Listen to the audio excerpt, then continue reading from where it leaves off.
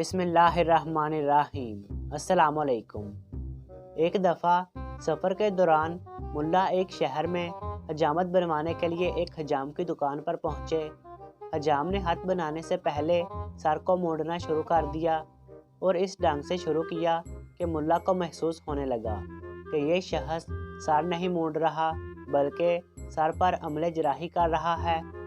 हजाम कैंची चलाता गया और जगह जगह पर सर को जख्मी करता जा रहा था। चुनाचे जहाँ जख्म होता नाई थोड़ी सी रुई लेता और जख्म पर रख देता।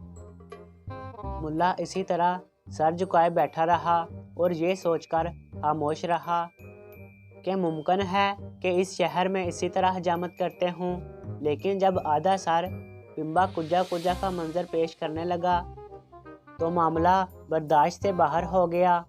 मुल्ला ने नाई को मुखातब करके कहा, अब हाथ रोक लीजिए, बाकी हजामत की ज़रूरत नहीं। नाई ने कहा, आधे सर की हजामत अभी बाकी है। मुल्ला ने कहा, लिबास और खुराक दोनों ज़रूरी चीज़ें हैं। आपने आधे सर में कपास की काश्त कर दी है, बाकी हिस्से में गेहूं की काश्त करूँगा।